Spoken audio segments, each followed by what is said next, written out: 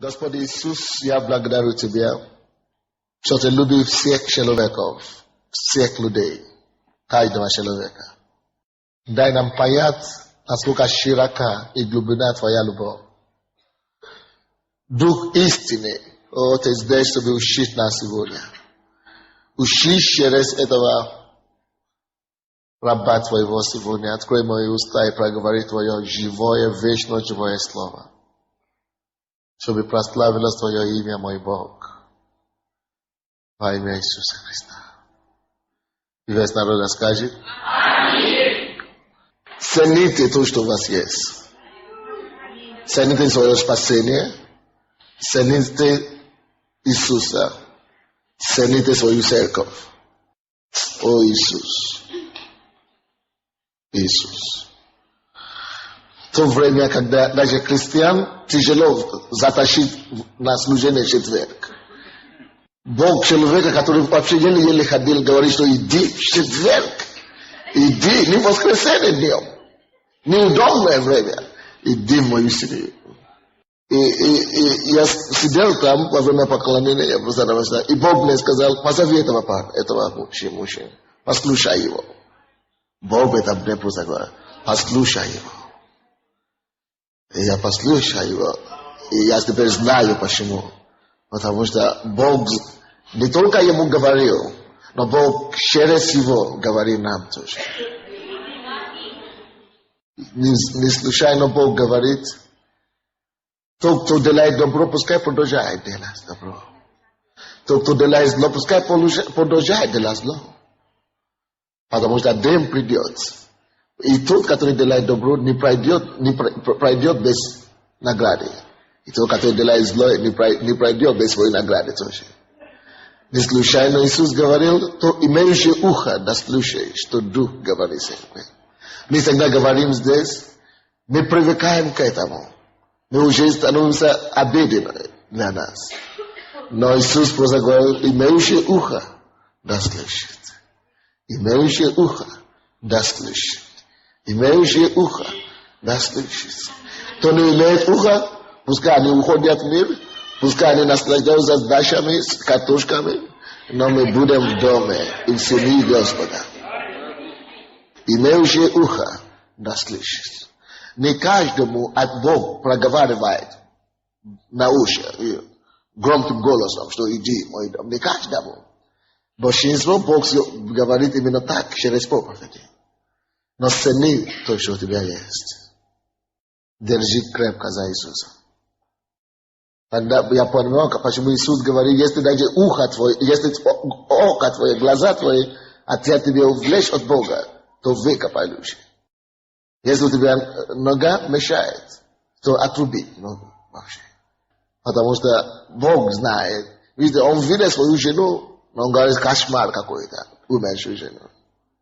Когда человек живет без Христа, умирает без Христа, это катастрофа, дорогие мои. Это катастрофа, я говорю.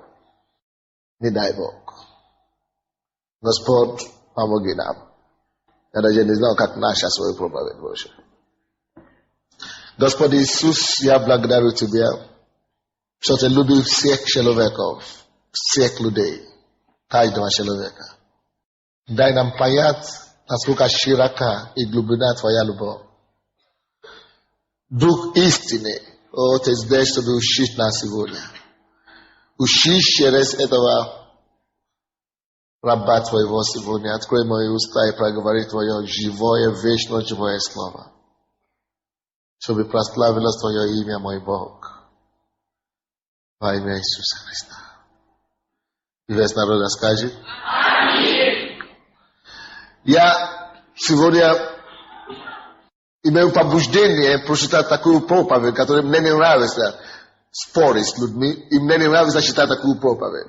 Вы знаете, когда проповедники по-разному проповедуют, правда?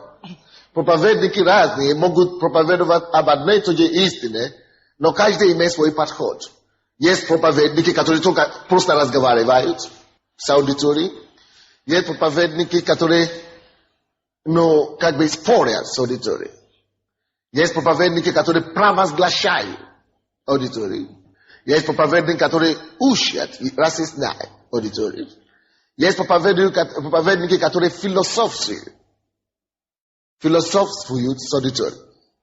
И я не люблю такие вещи. Я просто люблю провозглашать и расистные слова. Но сегодня не придется философствовать чуть-чуть.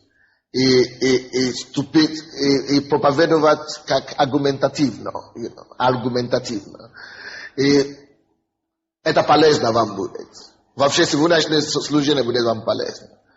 Особенно это будет полезно для ваших неверующих родственников и друзей. И для вас, чтобы вести разговор грамотно. И чтобы вы могли стоять за то, что вы верите. Сегодня я проповедую на тему «Почему христианство и почему Христос?» Почему христианство, почему Иисус Христос? Почему христианство, когда есть так много религий? Почему Иисус Христос, когда есть Будда? Почему христианство, когда есть ислам? Почему Иисус, когда есть Магомед? Почему христианство, когда есть индуизм? Почему Иисус, когда есть множество богов? Почему христианство? Почему Иисус? Когда вы разговариваете, особенно так называемой интеллигенцией или элитами общества, с людьми, которые думают, что они что-то понимают, с людьми, которые даже хорошие в своих намерениях, с людьми, которые желают мир на этом планете, с людьми, которые видят себя как образованными и уразвенными. Вы говорите им, Иисус есть путь. Когда вы говорите им, что вы христианин, и что Иисус есть единственный путь. Когда вы говорите им, что христианство – это есть путь спасения. Люди не понимают вас. Я знаю, что я говорю. Люди говорят, мы не можем ходить к вам, потому что вы говорите только Бог, только Христос, Христос, Христос. А что мусульмане скажут? Как наши мусульмане? Как наши другие? Давайте лучше. Они думают, что они прогрессивные. И они говорят, почему не все религии вместе? Почему не один Бог же? Один Бог, они тебя спрашивают, один Бог? Ты скажешь, да, один Бог. Видите как? А почему разные? А почему именно вы правы? Такие вещи. Обычно я советую людям, христианам, нашей церкви, что не вступите в спор с такими людьми. Просто благословляйте их и скажите им, приходите все равно, если вы захотите. Но сегодня я хочу объяснить вам некоторые истины, потому что есть некоторые из этих людей, которые на самом деле искренне в своих поисках. Они даже честны в своих утверждениях. То есть они думают, что они правы. И я помню одна женщина, которая такая честная, и она говорит, но она выступает за то, чтобы все религии, что вы обижаете другие религии, когда вы говорите, что только Иисус Христос. Но Библия говорит нам, и познаете истину, и истина сделает вас свободными. Евангелие от Иоанна 8:32, которое мы здесь написали. И познаете истину. Только истина освобождает. Видите, до того, как я и вы познали истину, мы много чего изучали, правда? Мы много чего читали. Мы много чего слышали. Но все равно мы не были освобожденными. Мы продолжали нуждаться. И поиск истины продолжался. Но когда мы познали истину, мы знали, что я пришел в правильное место. Я начну с тем, или с того, почему так много вер, почему так много религий, и почему христианство есть именно правильная религия, и почему именно христианство, в конце концов, хотят Ли мир, миряне этого или не хотят, все равно христианство станет главенствующей религией и единой последствием. Я объясню вам. Но давайте сначала я объясню вам, почему так много разных религий. Библия говорит нам, Деяния апостолов 17 главу откройте. Деяния апостолов 17. 26 по 27 стихи. 26, 27. Давайте пойдем в историю человечества. 17, 26. Деяния апостолов. Я считаю. От одной крови Он, то есть Бог, произвел весь род человеческий для обитания по всему лицу земли, назначив предопределенные времена и пределы их обитания.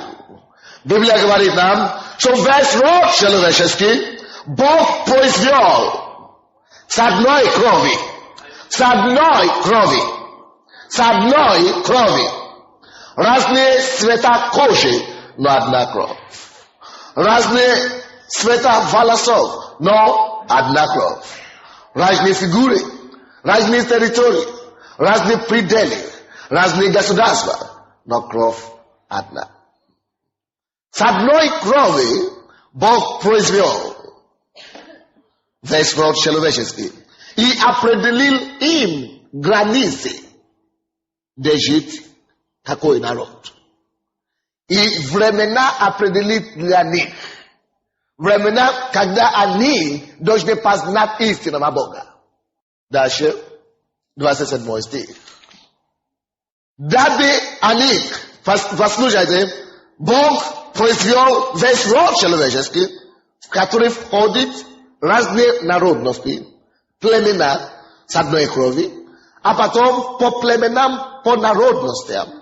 Он определил им, Библия говорит нам, границы и пределы их обитания. На 26 стих. Бог положил все разные континенты, разные территории. И Библия говорит нам цель, почему он это делал. В 27 стихе. Дабы, или вернее, чтобы они искали Бога.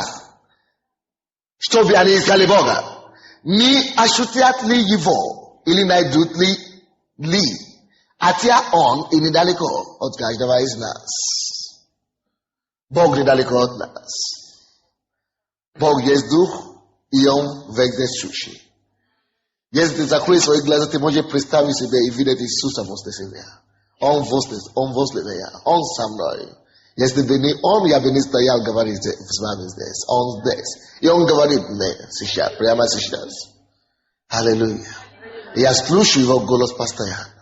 Я знаю, что у кого-то сейчас болит поясница, левая часть поясницы. У кого-то болит в этой части плечо, правой стороны.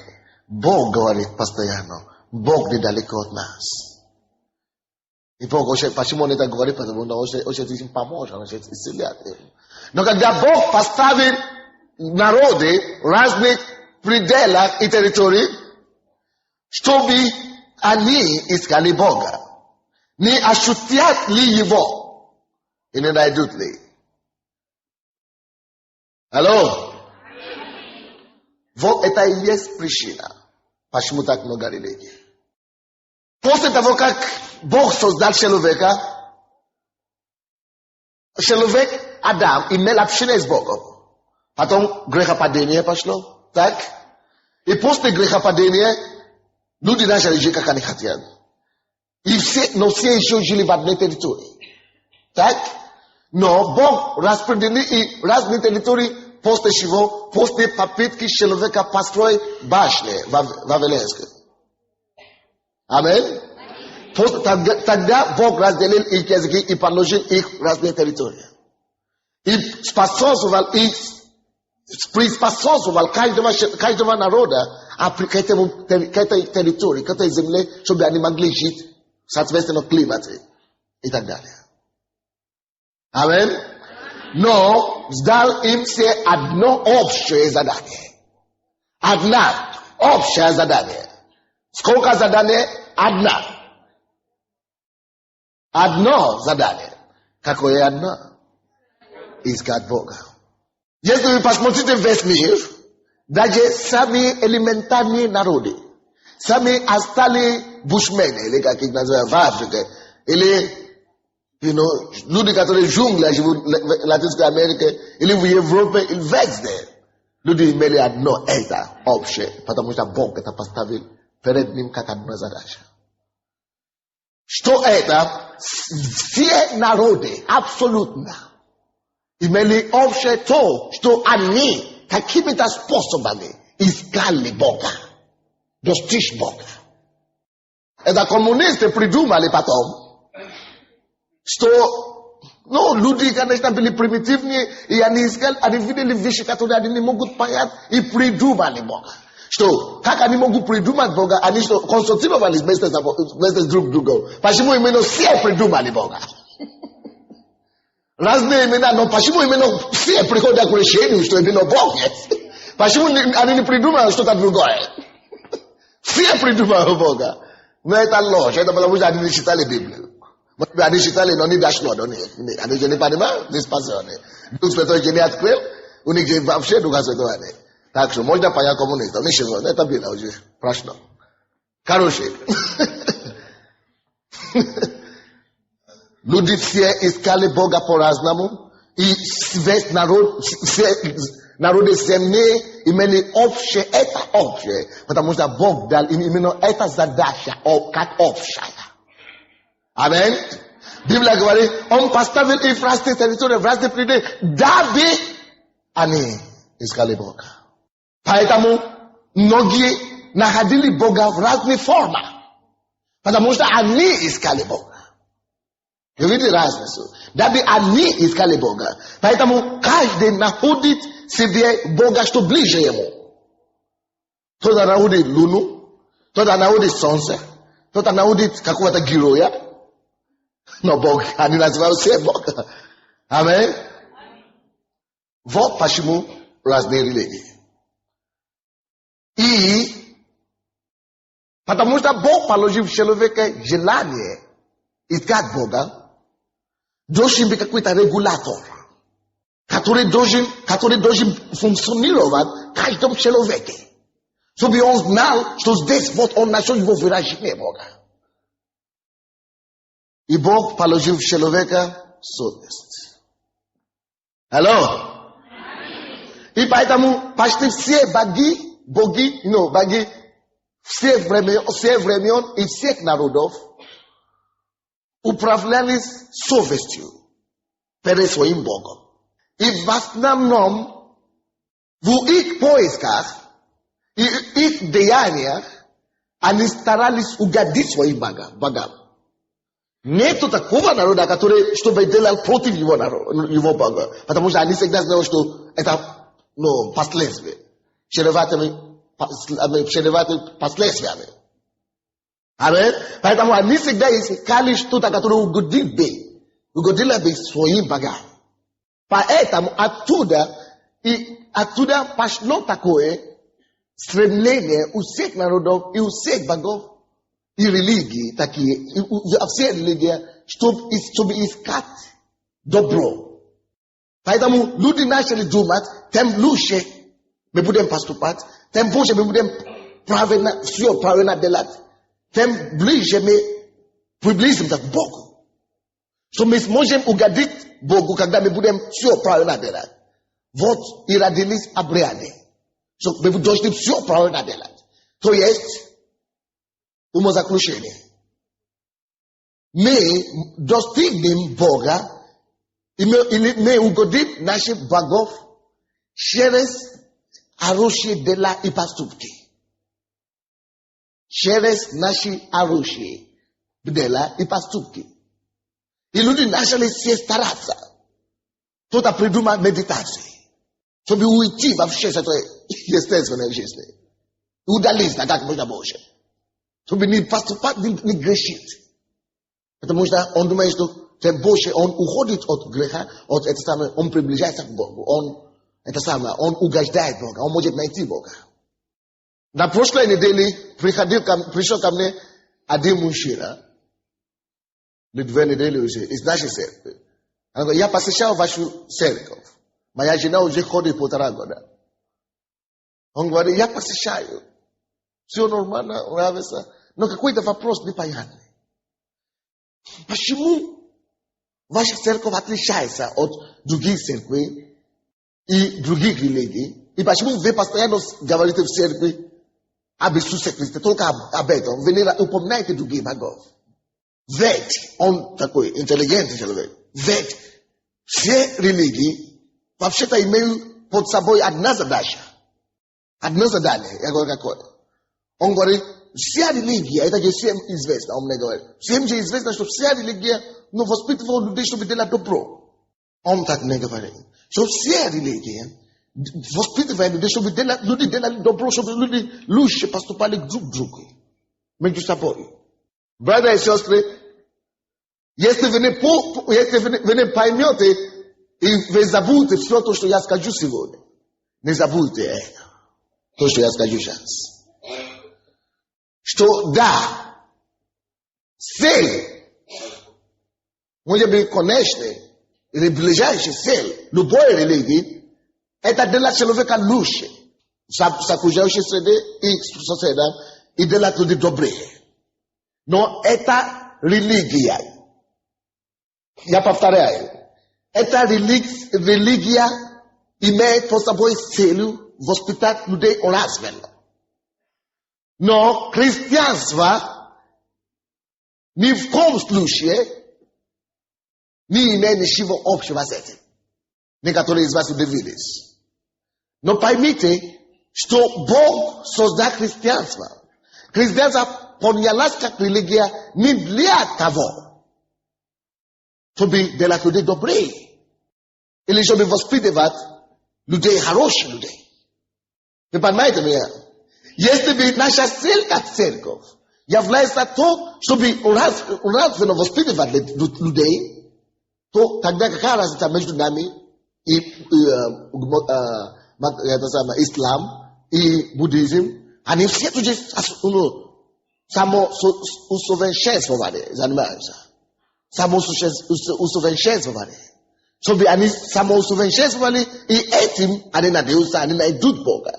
Они дойдут до неба. Именно самоусовершенствование. Если ты ходил в церковь и думал, что ты ходил в церковь только чтобы самоусовершенствоваться, то ты все понял наоборот, сверх ногами. Ты не понял ничего. Вы понимаете меня? Христианство не есть религия, которая должна образовать или воспитывать людей, быть добрыми или хорошими. Это не есть цель христианской религии. Да, все религии, потому что они искали Бога, имеют под собой цель, через хорошие дела, через поступки, приближаться к Богу и угодить Богу. Даже в одной религии, исламе, есть такое религия, даже очень во многих религиях. Тем больше ты жертвуешь собою, или тем больше ты жертвуешь Богу, тем больше ты угождаешь Богу. Допустим, в исламе есть такое понятие, как джихад. Священная война. Если ты умрешь за Бога, или ради Бога, если тебя убьют на такой войне, или ты убьешь кого-то, ты ради Бога. Если ты ради Бога совершаешь любое злодеяние, значит, или тебя убьют, или ты автоматически попадаешь в их рай, получается. Вы понимаете, что я говорю? Потому что он вроде бы ради Бога и во имя Бога делает, совершает хорошие, благие дела. Потому что через дела они спасаются, получается.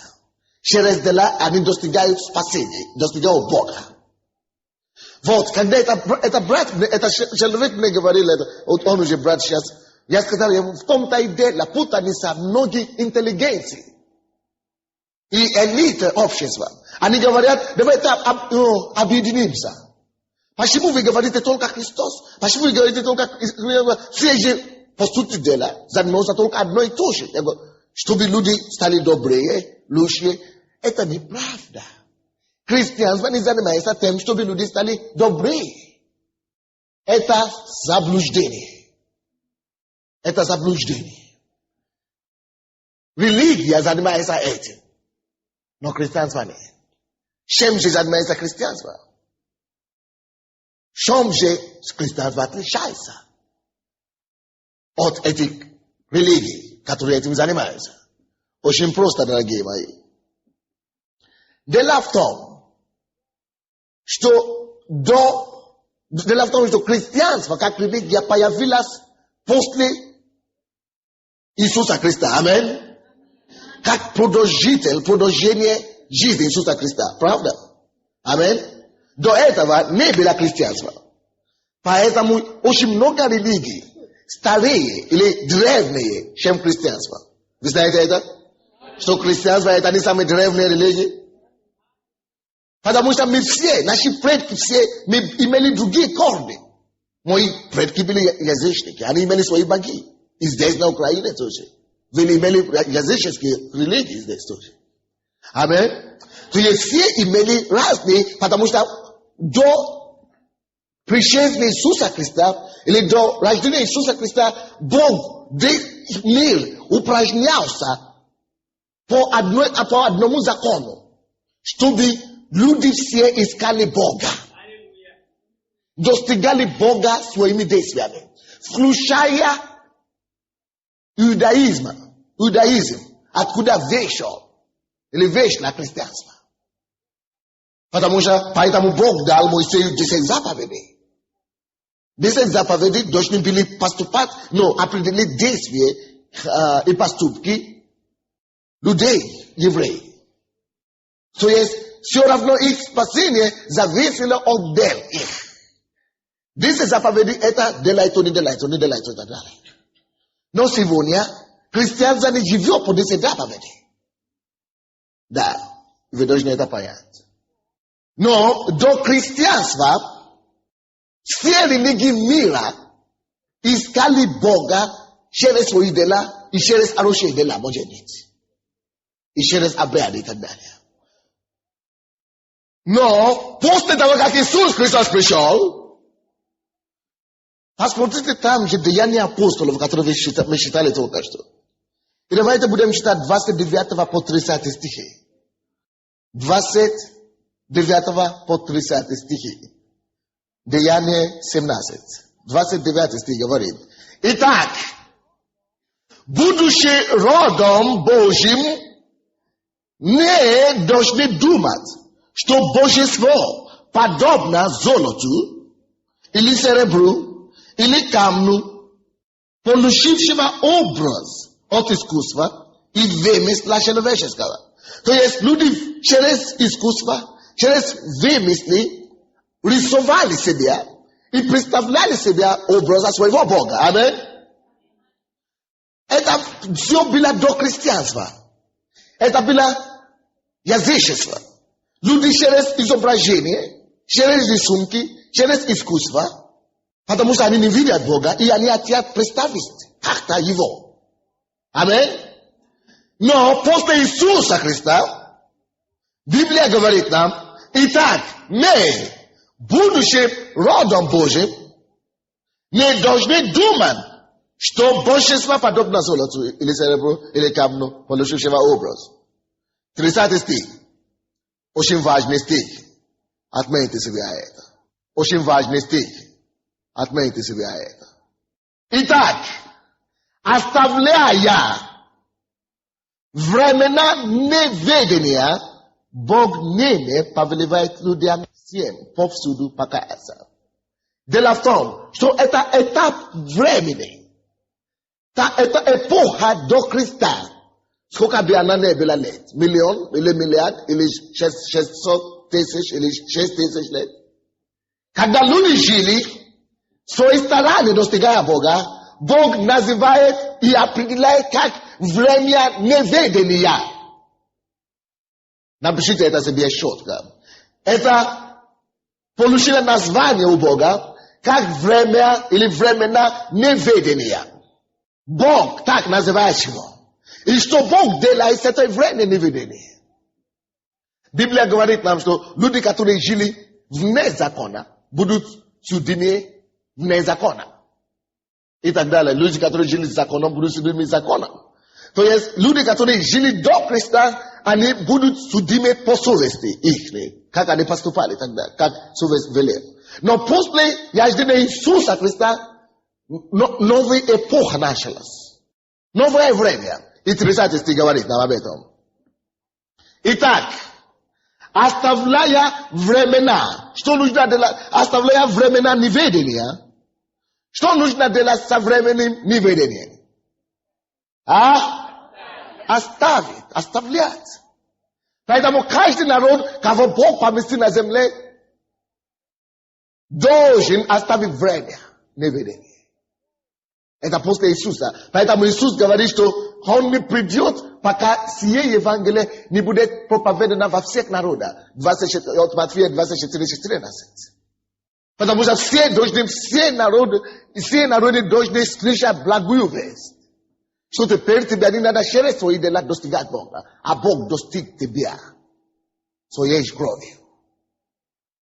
Поэтому, оставляя времена неведения, Бог, алло, вы слушаете? Бог ныне повелевает людям всем повсюду покаяться. Оставляя времена неведения, когда мои предки, когда я искал Бога, как я хотел. И у вас тоже были времена неведения, когда вы по-всякому искали Бога. Но Библия говорит, ныне, оставляя времена неведения.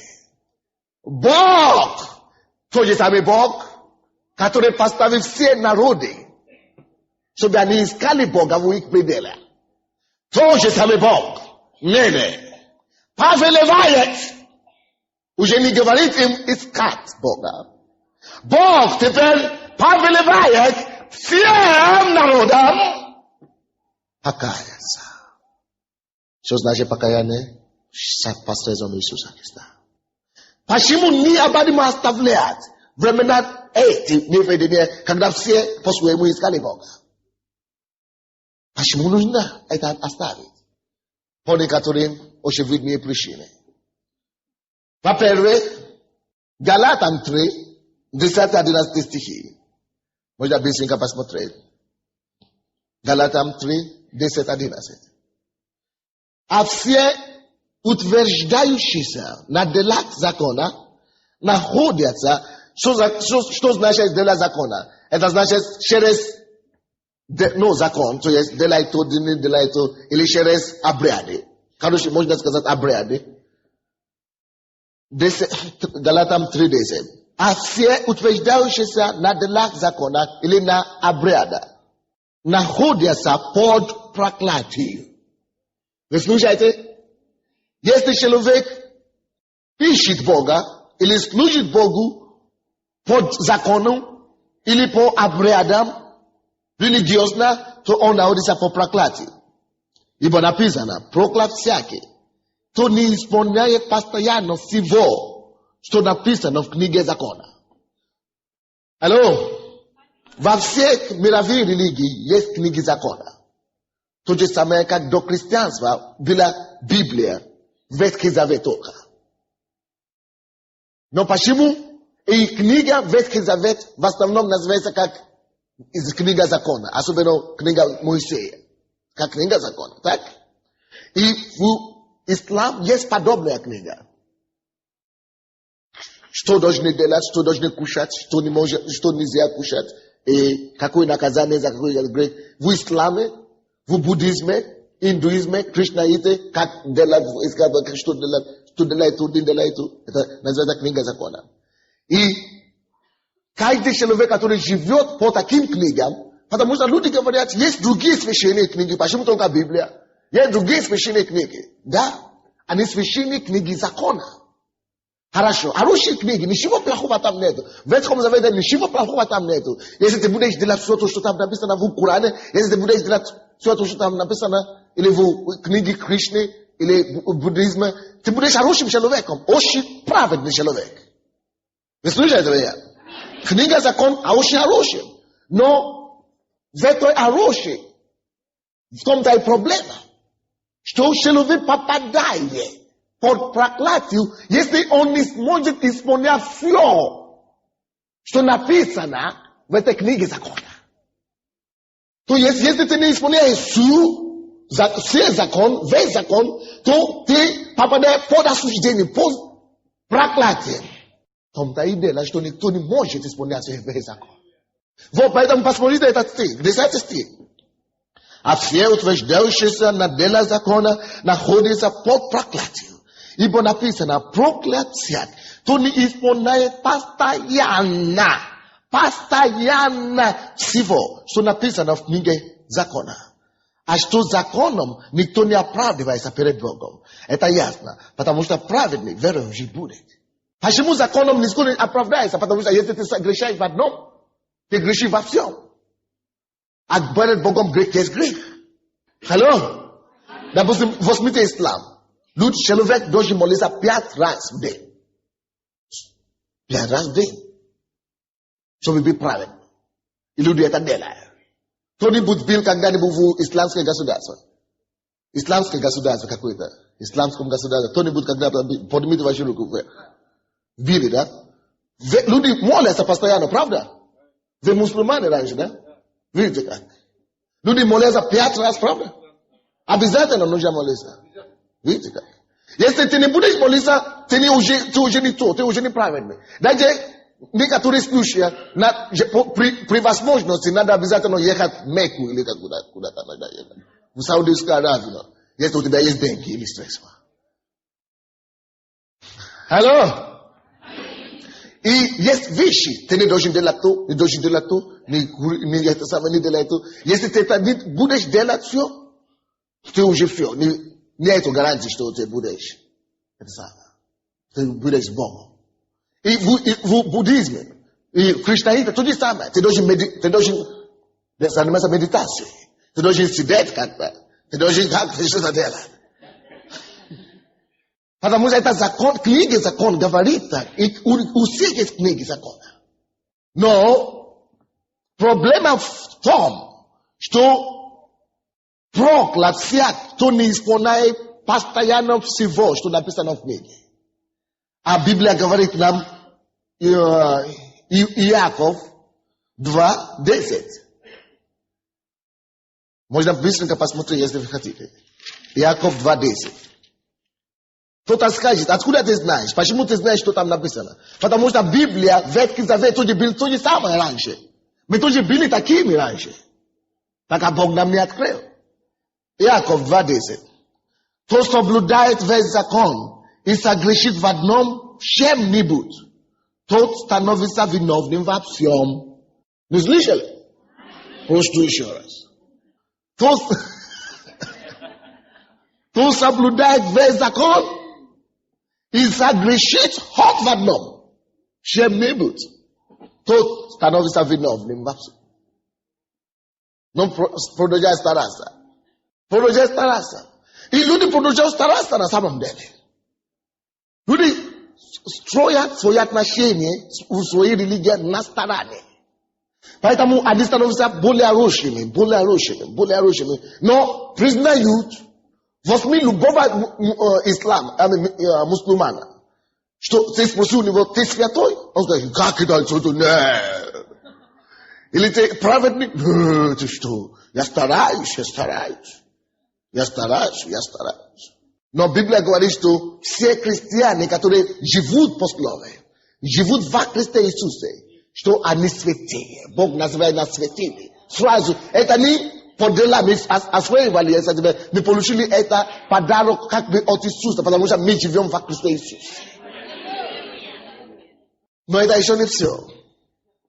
Потому что Бог это видит, факт этот видит, что люди стараются, но не получается. Я вам скажу теперь, весь мир был в одном положении. И буддисты, и мусульмане, и африканцы, и евреи, мы были в одном направлении, мы жили все по закону. Вы слушаете меня? Но это было до пришествия Иисуса, пока Иисус не появился. Но с того момента, как Иисус родился, поэтому ангелы пришли сюда на землю. И сказали, но мир всему миру, что радуйтесь, ибо родился вам ныне Спаситель. Спаситель от вечной стороны. Спаситель от вечной неудачи. Теперь я стараюсь жить правильно все равно. Но я знаю все равно, что моя праведность не идет от меня, от того, что я делаю. Моя праведность идет от Христа. Поэтому я знаю, что я могу совершать ошибку. Но как только что я совершаю их, Христос, я исповедую Христос, а Он всегда понимает. Он своей кровью тут же оббивает меня. Ефесянам, откройте, пожалуйста, 2 главу. Ефесянам 2, 8 и 9. Ибо благодатью вы спасены через веру. А это не от вас, Божий дар. Алло, вы слушаете? Благодатью вы спасены. Благодатью вы спасены через веру. И это не от вас, Божий дар. Спасение сейчас, раньше все старались достигать Бога. И до сих пор, почему много остальные религии остались? Потому что когда даже иудаизм, откуда вышло христианство, она осталась. Эта религия осталась. И они все не понимают христианства. Потому что они все привыкли стараться через делаж достигать Бога. Поэтому Евангелие называется благая весть. Христианство, вообще-то, название христианства, это другие люди назвали нас христианство, потому что мы как Христос. Но название Евангелия, то, что мы должны были проповедовать, это благая весть. Благая весть людям повсюду, что время прекратит стараться. Теперь можно идите в любую религию и спросите у них, вы спасены или нет. Даже в буддизме, даже люди, которые уже достигли какой-то, как называется, выше эшелон их религии, в буддизме. Как это святые, монахи, сами такие монахи, которые живут особенно. Зато даже и то они не говорят, что они спасены. Они просто говорят, мы придем на следующую жизнь лучшими. Чтобы стать более совершенными. Или уже не придут, но уже. То есть люди не во всех религиях. Отметьте себе это. Во всех религиях спросите у любого верующего из другой религии, спросите у них, вы спасены или нет? Они скажут, что значит спасены? Потому что они не надеются спастись, пока они не попадут на небо. Они говорят, мы попадем туда, и тогда Бог посмотрит наши дела. Хорошие, сколько больше, плохие или хорошие. Они говорят, мы стараемся, но они не спасены. И они знают это, что нет, я не спасен. Но Библия говорит, что каждый, кто примет Иисуса Христа своим Господом и Спасителем, то спасен. Имеет жизнь вечную, уже отсюда здесь на земле. Поэтому здесь, Ефесянам, который мы читаем, 2 глава, ибо благодатью вы спасены, не будем спасены, но сейчас уже спасены. Благодатью, это Божий дар, через веру. Это не от вас, Божий дар.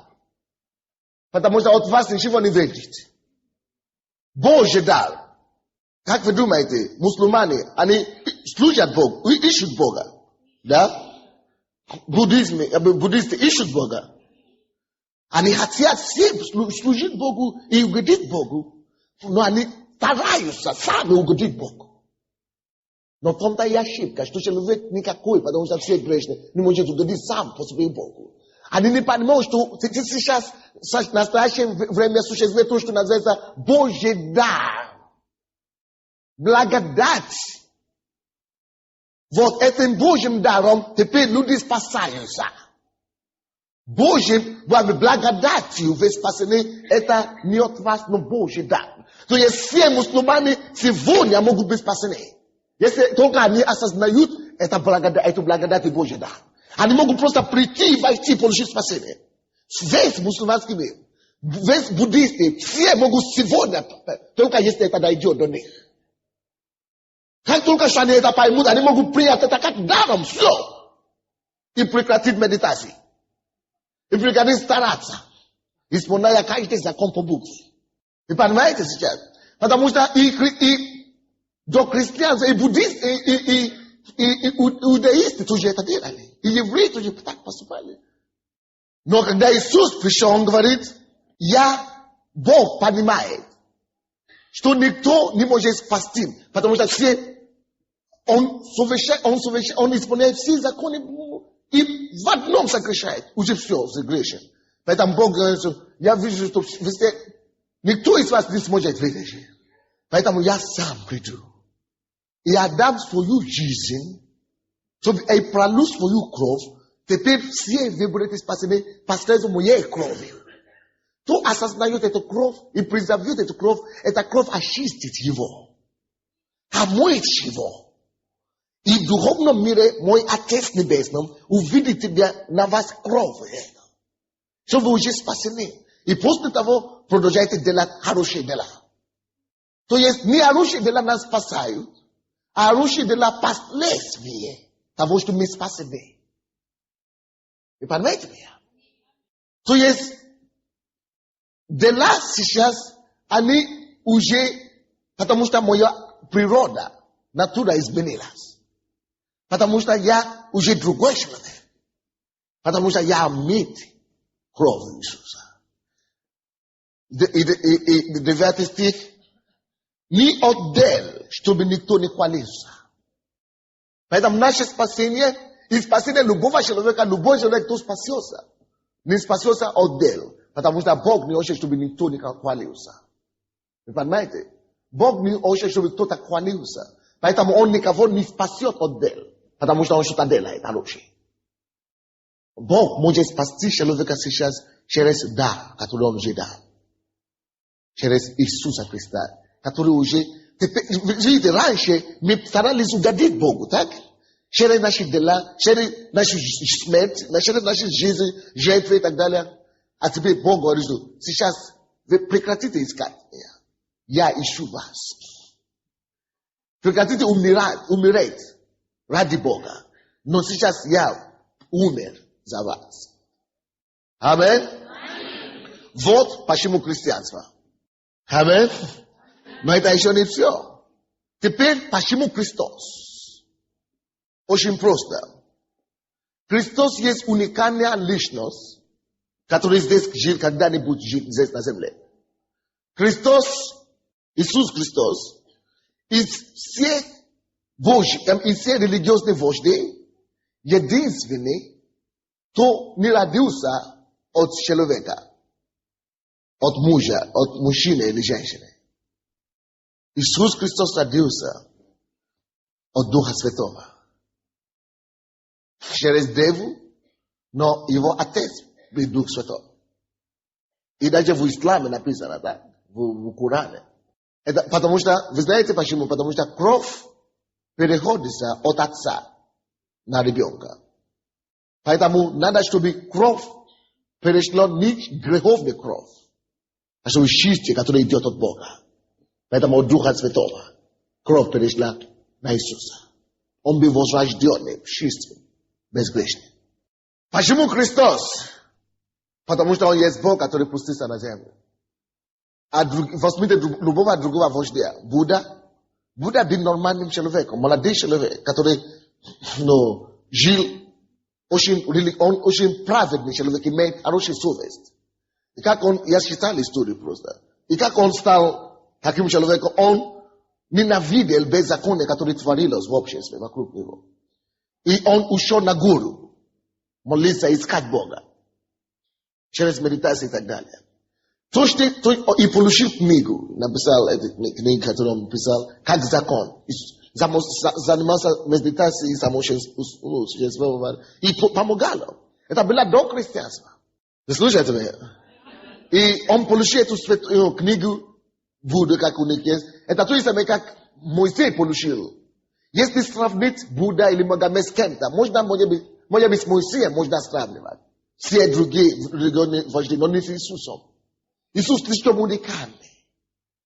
Он родился просто как любой человек. Он сам был грешный. Он видел, что он грешный, и решил очистить себя. И после этого, когда он видел, что его жизнь стала лучше, он начал другим помогать стать лучше. Магомед тоже видел, что идолопоклонство было вокруг него. И начал идти против этого идолопоклонства. И начал вести войну и так далее. И оттуда он совершенствовался и стал проповедовать тоже.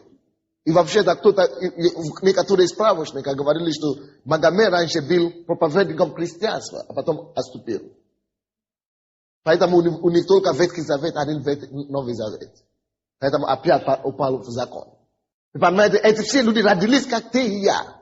А если мы родились от людей, значит, кровь греховная в нас, Адам в нас.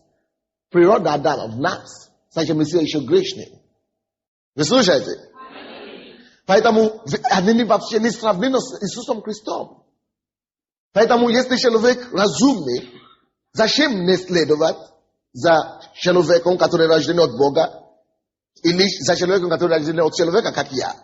За кем не следовать? Конечно, за Богом. Это с одной стороны. Посмотрите, это на их рождение посмотрели. Но сейчас посмотрим на их жизнь. Никто из них, из всех других религиозных вождей, не сказал, что он жил безгреховный, безгрешный. Или что он безгрешный. Никто не заявлял это из них. Все всегда осознали, что мы грешные, но мы усовершаемся, мы устремимся, мы ищем Бога и так далее. Все религиозные вожди, все пророки. Вы слушаете? Но Иисус Христос пришел и с первого дня начинает заявлять, что я пришел, чтобы победить грех. Не просто в своей жизни, но в жизни всех людей, которые уверовали в Него. Он говорит, я пришел, чтобы избавить вас от грехов. Библия говорит, Евангелие от Матфея 1:21. Он наречет ему имя Иисус, ибо чего? Ибо он спасет людей своих от грехов. Вообще Иисус был рожден, чтобы спасти людей от грехов. А все остальные религиозные вожди были кем? Нормальные грешники, которые просто хотели совершенствоваться. Это вторая причина, почему Иисус. И посмотрим на их жизнь, посмотрим на их смерть. Магомед умер от туберкулеза, по-моему. Он заболел, умер нормально. Будда тоже умер от радикулит, по-моему. И люди заболели и умерли. Заболели и умерли нормально. Но Иисус говорит, что никто не соберет мою жизнь от меня, но я положу свою жизнь.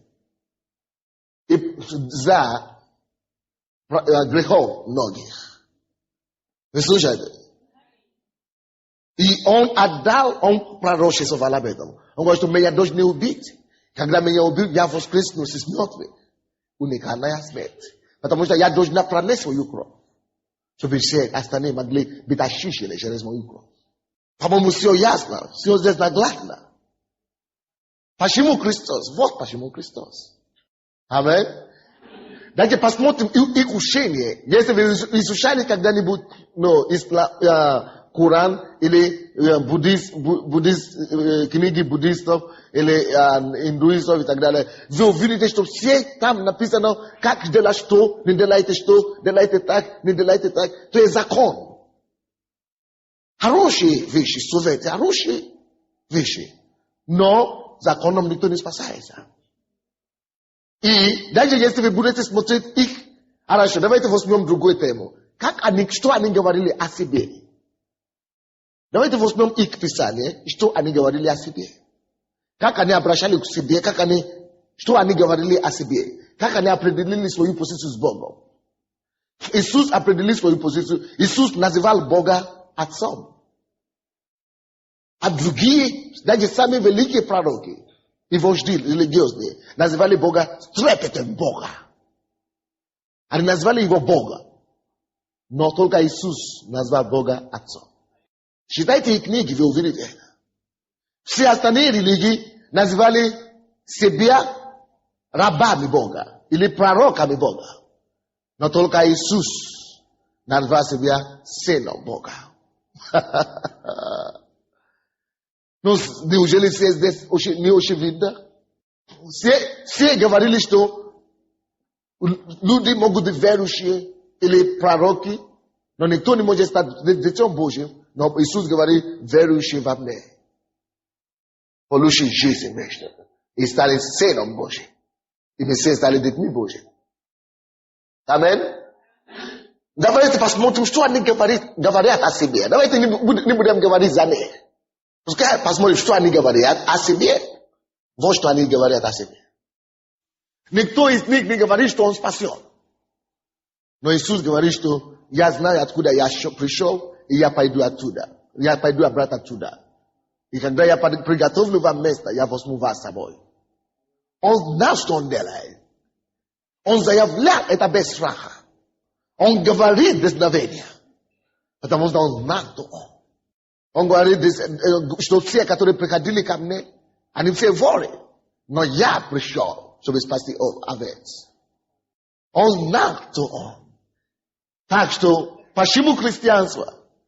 Почему Иисус Христос? Дорогие, все ясно. Поэтому от Евангелия от Иоанна, можно открыть это сейчас. Евангелие от Иоанна 13:6. Иисус сказал ему, я путь и истина и жизнь. Никто не приходит к Отцу, как только через меня. Иисус заявил это. Будда этого не заявил. Ислам это, Магомед это не заявил. Он не мог это заявить. Вы знаете, почему они не могли это заявить? Потому что эти люди, они высокоразвитые люди. Они не могут лгать. Они хорошие люди. Они развитые люди. Они не могут обманывать. Аминь. И Магомед не мог обманывать. Говорит, что он есть то, кем он является на самом деле. Он говорит, что он пророк. Да, он пророк. Но он не говорит, что он сын Божий. Иисус говорит, он сын Божий. И Магомед говорит, что мы стараемся достигать Бога. Да, он прав. Но Иисус говорит, я знаю моего Отца, потому что я пустился оттуда. И я туда иду. И он говорит, я приду и соберу вас с собой. Давайте возьмем их за их слово. Аминь. Так что религия, христианство это не религия. Напишите это себе. Христианство это не религия. Это путь к Отцу Небесному. Это спасение души. Это не религия, это путь. Вы скажете, но вы тоже делаете обряды, вы тоже молитесь, вы тоже приходите на служение. Да. Потому что то, что у нас есть с Богом сейчас, это общение между детьми и Отцом. Ты скажи мне, ты разве не общаешься со своими детьми? Или своими родителями? Конечно, ты желаешь побольше. Особенно, когда они тебе отдают что-то постоянно. Бог благ нам.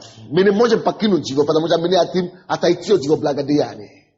Поэтому мы не выучиваем молитвы, мы не делаем обряды, мы не рисуем что-то, мы не ставим свечки, мы не делаем религии, религиозные, мы не делаем обряды, мы молимся, мы говорим ему, что мы думаем, что мы поклоняемся ему, мы говорим словами, которые понятны, не столетние с давности. Мы своим умом общаемся с нашим Отцом. Мы знаем, что Он с нами. Еще одна причина. Все другие вожди религии умерли и похоронили, и все. Но когда Иисус умер, Он обещал, что Он воскреснет. И что вы думаете? Единственный человек в истории, кого похоронили, и стал, и пошел. И через 40 дней присутствие, он явился, то есть в течение 40 дней, он явился разным людям, около 500. А потом однажды, стоя на площади, присутствие 120 человек, он поднялся так, в их присутствии, и он пошел так на небо. И он говорит таким же образом, как я понял, я приду и соберу вас. Почему не верит такому? И он говорит, что я воскрешу всякого верующего во мне. Таким же образом, как я воскрес. Он же это доказал. Поэтому я верю в него. Он меня воскрес.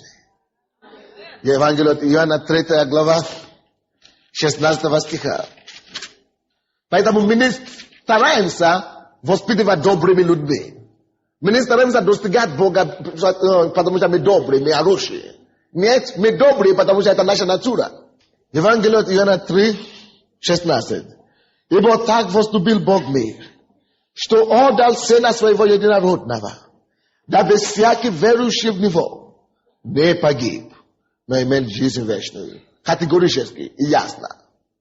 Ты можешь принять Иисуса и не погиб, но иметь жизнь вечную. Но во всех других религиях старайся. Сделай то, может быть, ты спасешься. Мы туда пойдем, посмотрим, когда уже будет поздно. А ты говоришь, что же произойдет с этими другими людьми? Миллионы же люди, мусульмане и другие религии, да. Но дело в том, что есть времена, которые Бог определил. Для каждого народа. Придет их время посещения. Бог имел время посещения для Советского Союза. Когда он низвергл коммунизм и открыл дверь на Евангелие. Такое же произойдет в Китае. Такое же произойдет в арабский мир. И Бог нам сказал, что готов украинцев, готов людей в этой церкви, потому что они станут миссионерами в Китае и в арабском мире, будут проповедовать Евангелие. Потому что время придет, когда упадет стену китайский, и упадет стены ислама. И тогда Евангелие будет проповедано открыто. И тогда Бог возьмет остаток из этих народов. Из всех народов люди будут спасены. Даже до этого, до того, как дверь откроется, через сверхъестественные пути он приводит мусульманов. Он спасает их в Америке, спасает их на Украине, спасает их повсюду. Аминь. Так что, когда Иисус не случится, они услышат Евангелие и будут спасены. Аллилуйя. Не переживай за них, переживай за твою душу. Бог имеет для них время. Библия говорит, ибо так возлюбил Бог мир, что отдал Сына Своего Единородного, дабы всякий верующий в Него не погиб, но имел жизнь вечную, ибо не познал Бога Сына Своего в мир, чтобы судить мир, но чтобы мир спасен был через Него. Верующий в Него не судится, а неверующий уже осужден, потому что не уверовал во имя Единородного Сына Божия. И последнее, то, что я скажу, Иисус говорит, я пойду физически, но я буду с вами одновременно. Потому что Он есть Дух. И сейчас вы есть живые доказательства, что Иисус жив. Потому что Он живет в вашем сердце. И доказательства, что Он живет, Он говорит, всякий верующий в Меня будут делать дела, которые я делал. Потому что Он живет в вас, Он сам будет сам производить эти дела через вас. Вы знаете, что Иисус живет в вас? Кто это знает, что Иисус живет в Его сердце? Вы приняли Его? Так что таким же образом, как Он живет в вас, вы можете ожидать и сказать Ему, чтобы Он начал жить Его жизнь через вас. Чтобы Он начал проявлять Его качества, Его святость, Его праведность, Его чудеса и знамения через вас. Изучайте Его, подражайте Его и дайте Ему, видите Его возле себя. Представляйте Иисуса всегда и дайте Ему жить через вас. Павел говорит, и уже не я живу, ибо жизнь, которую я живу сейчас, это жизнь Сына Божьего, который умер за меня и дал мне жизнь. Это уже не я живу, но Христос живет во мне. Так что ты отступи Ему место, отодвинь себя в сторону и дай Ему проявляться через тебя. Уже не я живу. Каждый день ты должен это говорить. Иисус, живи через меня. Прояви свою жизнь через меня. Все то, что ты делаешь здесь на земле, делай через меня сегодня. Аллилуйя. Почему христианство? Потому что христианство это больше не старание, это Конец религии. Это конец старания человека достичь Бога. А эпоха, когда Бог достигает человека и дает ему спасение бесплатно. Почему христианство? Потому что тут нам уже не надо искать Бога, а Бог нашел нас. Почему Христос? Потому что Он есть тот Бог, который пустился, чтобы умереть за нищего человека. Почему Христос? Потому что Он живет сейчас. Каждый верующий в Него. Почему Христос? Потому что Он тот, кто умер и воскрес. Почему Христос? Потому что Он единственный, кто пролил свою кровь, чтобы посредством крови мы могли предстаться перед Богом чистым и беспорочным. Библия говорит нам, что если вы уже приняли Иисуса Христа, если Он уже вошел в ваше сердце, Колоссянам 1 глава, быстренько я прочту вам. Колоссянам, все, которые уже приняли Иисуса, 1 глава, 22-23 стихи. Колоссянам 1, 22-23. Ныне Иисус примирил в теле плоти Его, смертью Его, чтобы представить вас святыми. Алло. Сейчас, если вы приняли Иисуса, Иисус, это Его задача, представить вас святыми и непорочными, и неповинными перед Богом. Бог представляет вас святыми. Вы спросите у других, ты святой? No, не дай Бог. Нет. А ты скажешь, я святой, потому что Иисус меня представляет святым. Он вас представляет как непорочный.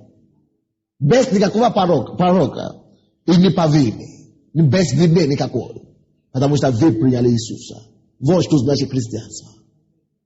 И 23. Если кто пребывает твердый и непоколебимый в вере.